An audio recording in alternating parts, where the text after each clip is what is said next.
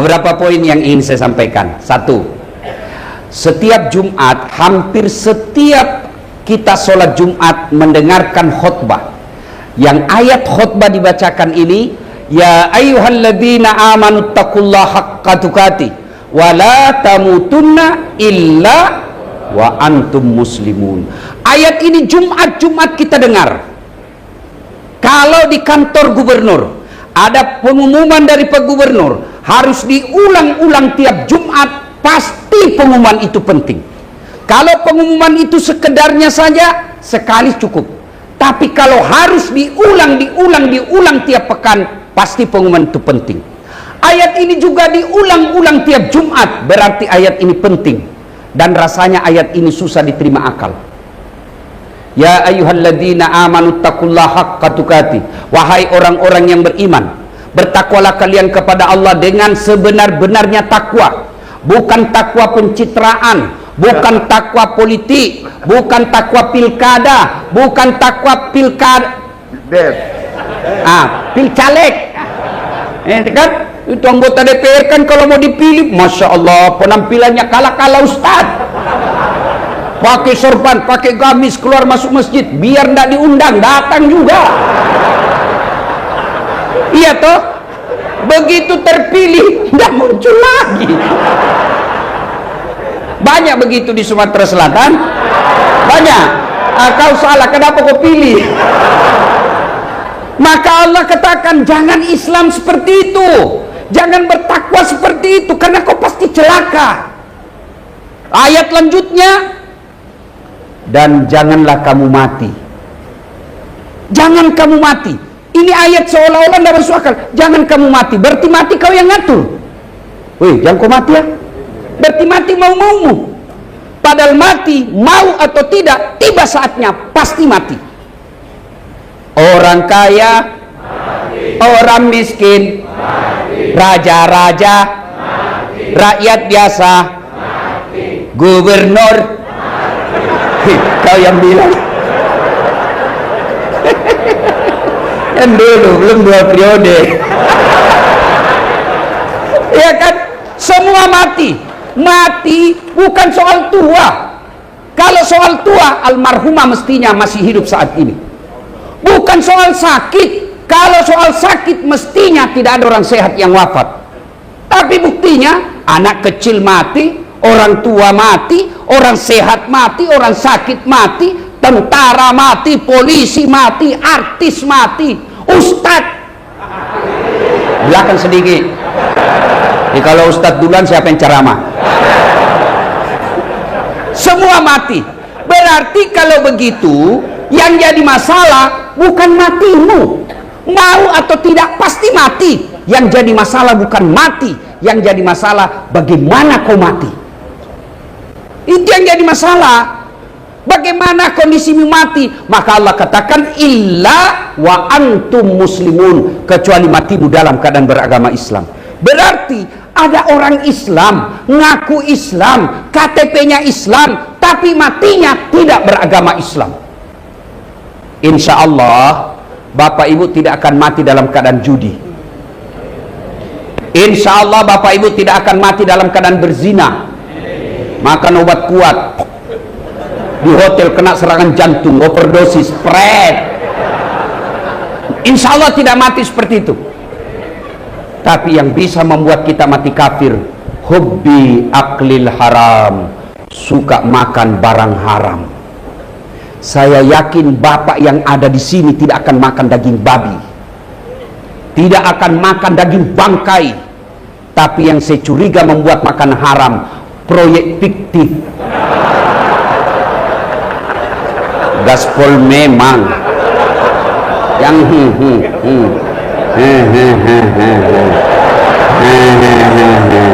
SPJ palsu. Hati-hati Pak, kalau Bapak berdosa, kalau Bapak makan lalu Bapak berdosa, wajar, Bapak penanggung jawab. Tapi kadang-kala bukan kita yang melakukan, tapi dapat dosanya. Siapa? Sopir. Disuruh pergi tanda tangan di sekda. Kau pergi tanda tangan, padahal sekda tahu ini barang salah. Sopir disuruh dan dia lakukan juga karena tidak punya pilihan. Tingkat dosanya yang berbeda. Hati-hati Pak, hati-hati. Itulah sebabnya selalu diingatkan, jangan kamu mati kecuali kau mati dalam keadaan Islam. Yang bisa membuat kita mati kafir baru makan uang haram. Bayangkan kalau Bapak tanda tangan korupsi hari ini, tiba-tiba malam kena serangan jantung, mati kafir Pak. Nauzubillah min zalik. Apalagi kalau pejabat sogok menyogok, makan sogokan. Tapi kalau masyarakat yang bisa membuat kalian mati kafir apa? Uang pilkada. Wane piro. Hati-hati. Maka saya senang Nasdem Pak. Saya curiga Nasdem di sini Pak. Warnanya gantungannya Nasdem Pak. Iya kan? Kenapa saya senang Pak? Karena mencetuskan politik tanpa uang mahar. Yang merusak pilkada kita, yang merusak negara kita, provinsi sampai kabupaten kota, karena duit sogok. Bahalkan biaya pilkada. Kenapa? Perlu beli perahu, perlu tim sukses, perlu serangan fajar. Jangan ketawa, saya serius ini.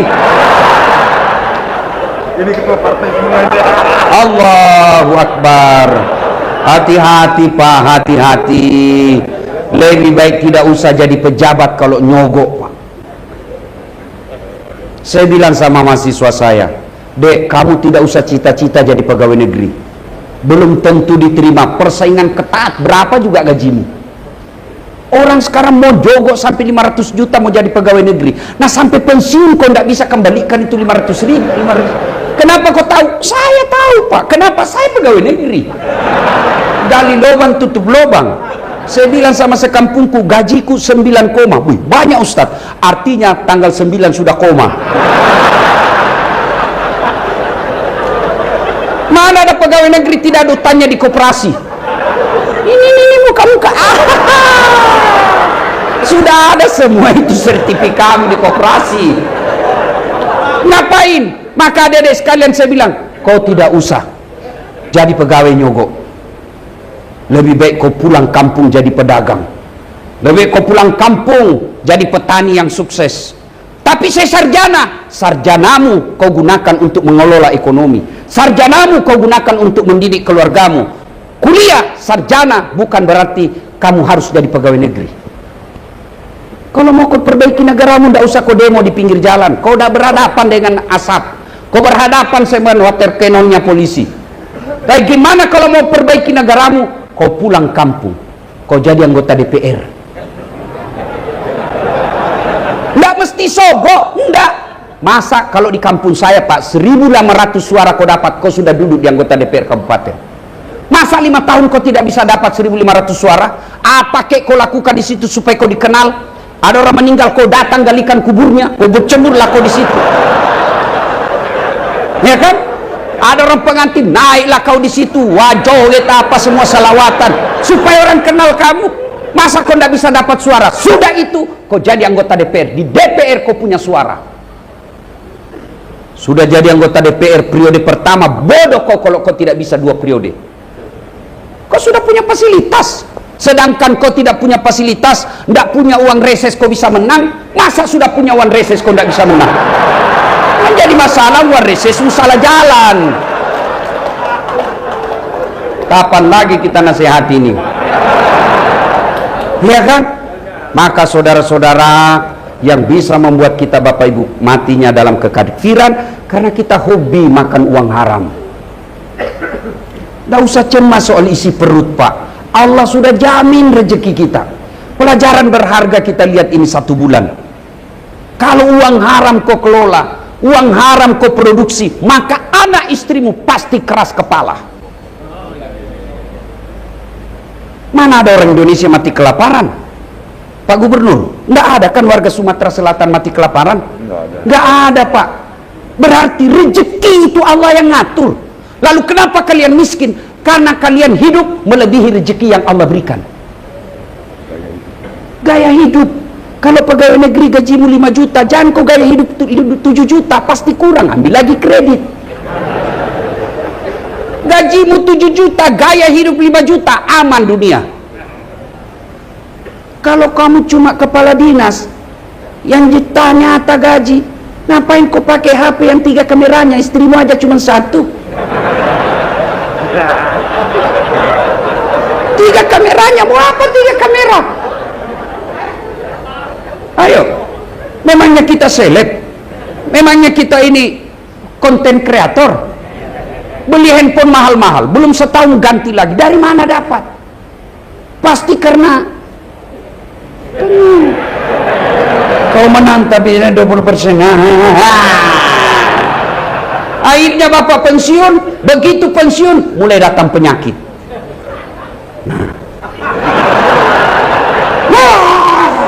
Itu Pak, tidak mungkin Allah berikan penyakit parah bagi orang yang tidak pernah mengkonsumsi uang haram, tak mungkin.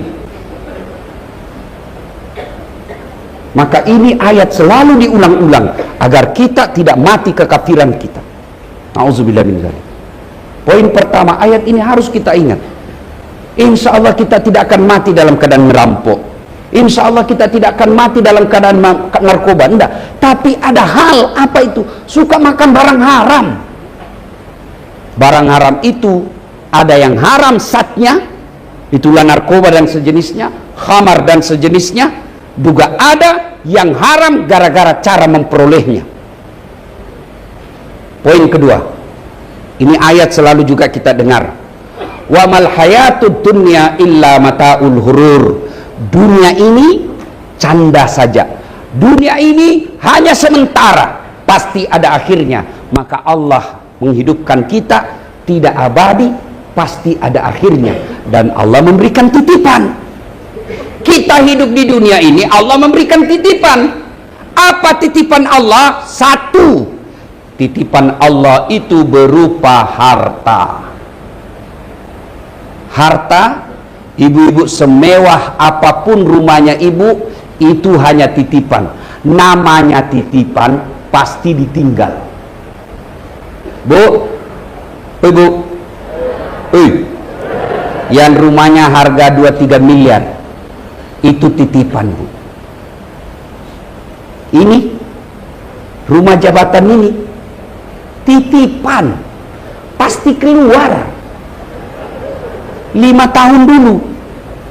Kalau dapat untung 10 tahun. Kalau tidak, wabillahi taufiq wa hidayah.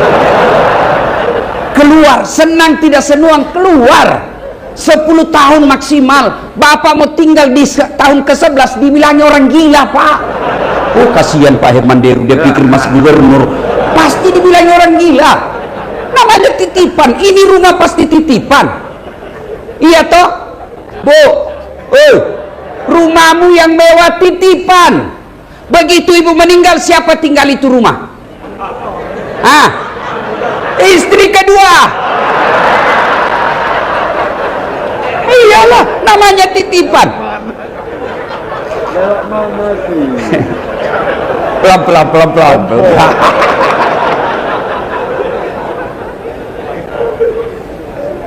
Dua, titipan.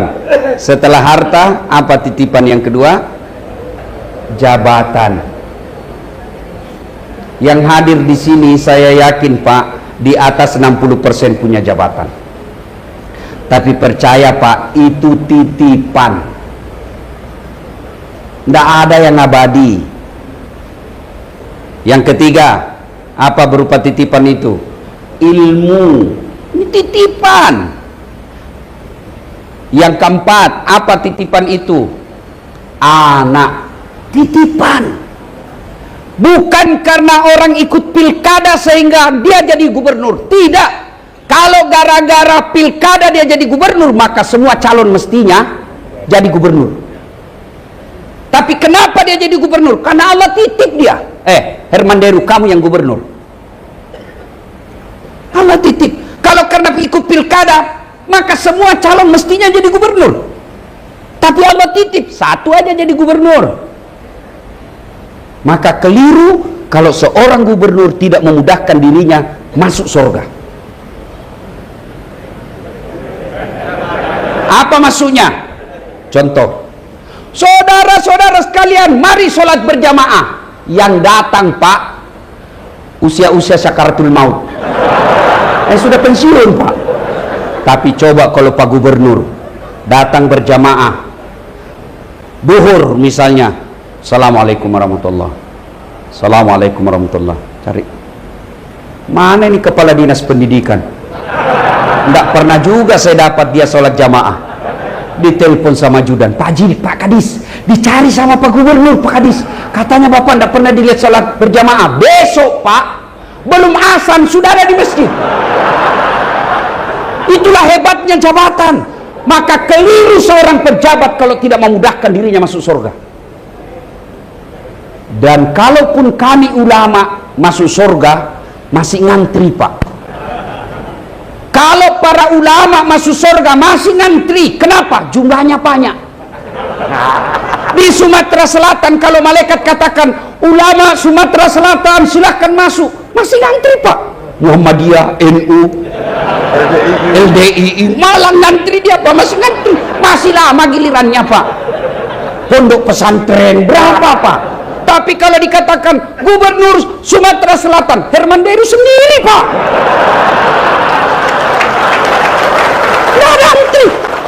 Maka keliru seorang kepala dinas kalau tidak memudahkan kepala dinasmu masuk surga.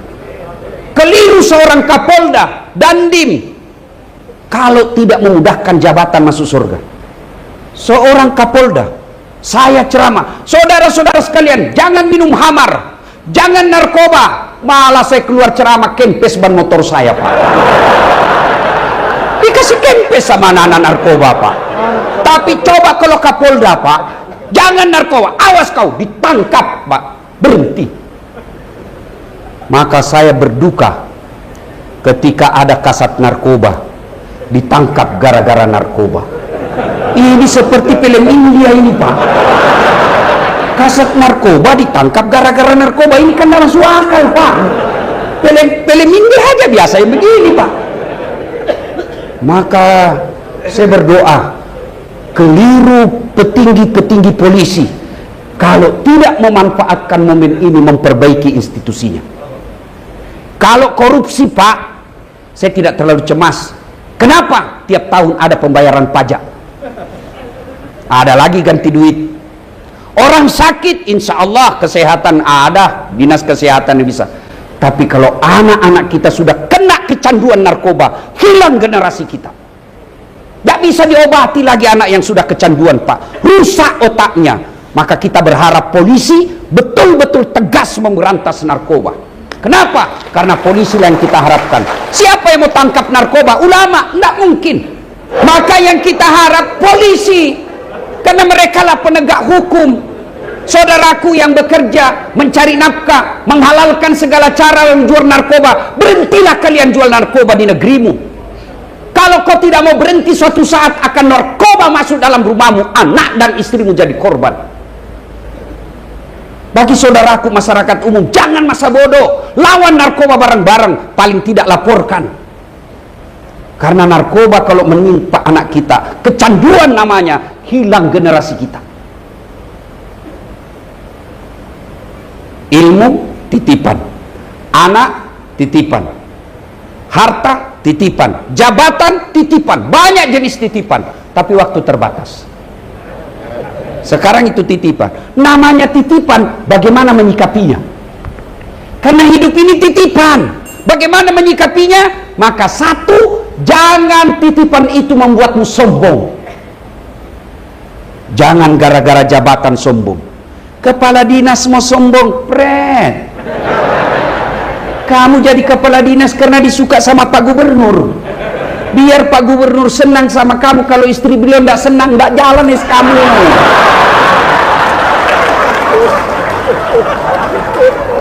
Apalagi kalau ibu sudah bilang, saya tidak mau lihat dia gitu anak buahmu. Pokoknya saya tidak mau lihat, tidak ngerti saya. Jangan ada saya lihat lah. Hancur kita Pak, hancur, hancur. Ya, apa yang kita mau sombongkan dengan kepala dinas kita? Ini. Maka jangan sombong karena jabatan. Seorang pejabat menjabati sebuah jabatan, lalu dia tawadu, dia rendah hati, maka tanpa uang pilkada yang banyak bisa menang 2 periode. Kenapa? Karena dia senang orang. Tapi kalau dia petantang, petenteng, takabur, sombong, orang bilang ambil duitnya, tolak maksudnya. Hancurlah duit, habis dah ada terpilih, Pak. Jangan sombong.